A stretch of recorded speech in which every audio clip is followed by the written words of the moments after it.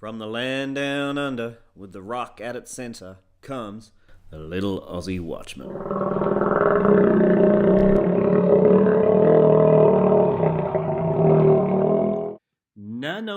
Nando's. Along with Vegemite, Nando's is another organisation that has forgotten up to 50% of its consumers by falling in love with a homosexual agenda. By standing for the Western fallacy of homosexual marriage, it has alienated a significant amount of its clientele. There is nothing new under the sun. Man always fights against the laws of God, because man wishes to be God. Just as in the Garden of Eden, Adam and Eve broke the laws of God to eat the fruit of tree of knowledge of good and evil.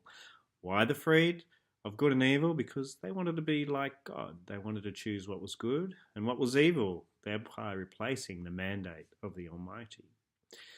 Just like in the beginning, man today still strives to determine what is good and evil by eating of the tree of knowledge of good and evil. As we fall, along with Western civilization, mirroring the late great Roman Empire, into the abyss of moral depravity, we can see all around us the signs of a deeply corrupt, confused, and evil generation. It is a generation that sees little moral restraint and instead fights for all kinds of abominations. It is a world of broken people, in broken marriages, raising broken children, following broken laws, and creating an avalanche of lost and broken hearts.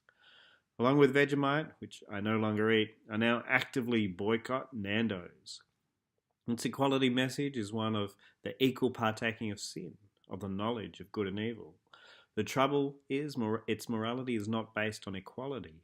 The trouble is morality is not based on the equality, but on the very words of God. As the creator of mankind, he clearly demonstrated in his creation and in their corresponding anatomy that man was made for woman and woman for man. It is nature and creation itself that cries out the proper order for mankind. By fighting against natural order and law, and by imposing man's will upon the laws of our land, Nando has shaken its fist in the sky, cursing God and his law. As an organisation, it will not suffer the fate of all who turn against God, but those who holds its reins and directs its course shall find themselves naked one day before a holy God. It's a pity, though, I once enjoyed the chicken delights that emanated from this restaurant, covered in spicy goodness. However, I can no longer enjoy it. What it stands for and fights for leaves a bad taste in my mouth that becomes sour in my stomach. Its morals will cause me to decay from within to without. Its spicy goodness has become tasteless badness. I, for one, will not join the merry band of the many along the wide open path of equality, bound for equal punishment and equal consequence of sin.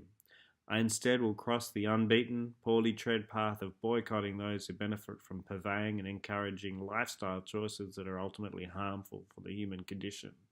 To not trust God in the decisions he has made is foolhardy, to say the least. Another organisation now struck from my itinerary.